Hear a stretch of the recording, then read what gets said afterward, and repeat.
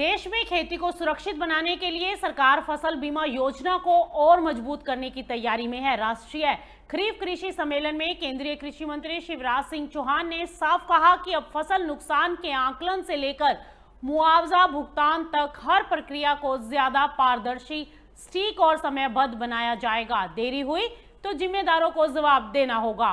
क्या है ये बड़े बदलाव, देखिए ये रिपोर्ट।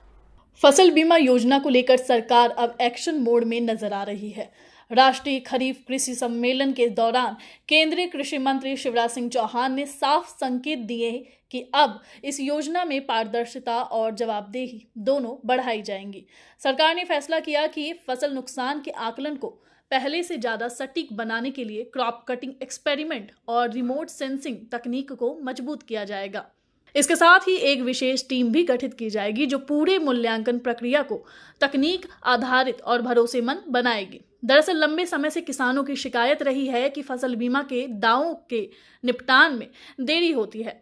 कई बार राज्य सरकारों की ओर से प्रीमियम भुगतान में देरी और बीमा कंपनियों की सुस्ती के कारण किसानों को समय पर मुआवजा नहीं मिल पाता।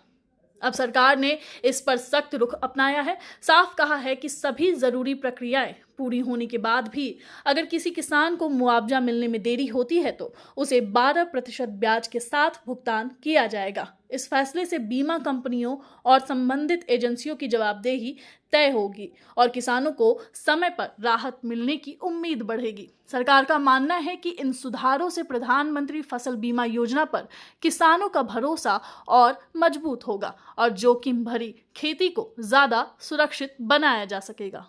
फसल बीमा योजना का लाभ व्यापक पैमाने पर किसानों को मिल रहा है, लेकिन फिर भी कुछ गैप्स थे जिनकी पूर्ति आवश्यक है, उस पर भी ध्यान देंगे। एक तो ये है कि क्रॉप कटिंग एक्सपेरिमेंट के जो परिणाम हैं वो परफेक्ट और ठीक आए। एक हम रिमोट सेंसिंग के माध्यम से जो अंदाज लगाते हैं क्रॉप कटिंग एक्सपेरिमेंट में, एक तरह से परफेक्ट आंकड़े आते हैं, वो भी सही आए। उस पर राज्यों ने अलग अलग तरह के विचार रखे, तो उस पर भी एक टीम बना के हम काम करेंगे।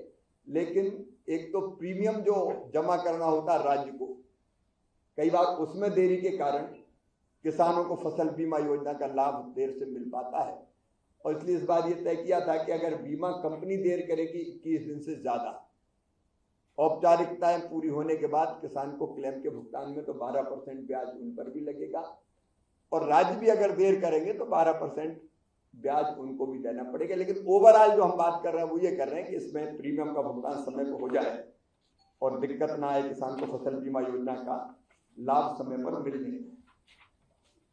हमने मदर सैंक्शन जारी किए अभी विभिन्न योजनाओं के, RKBY और कृषि उन्नति की। वो पैसा समय पर कई बार खर्च नहीं होता। मैं अभी राज्यों के फसल बीमा को लेकर सरकार के ये नए कदम किसानों के लिए बड़ी राहत बन सकते हैं।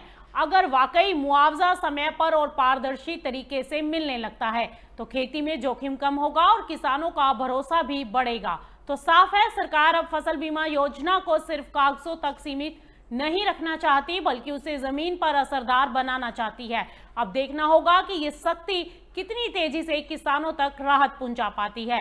आपकी क्या राय है, हमें कमेंट करके जरूर बताइए, और ऐसे ही अपडेट्स के लिए मार्केट टाइम्स टीवी को फॉलो। दिस प्रोग्राम इज को पावर्ड बाय इफको, सहकार से समृद्धि।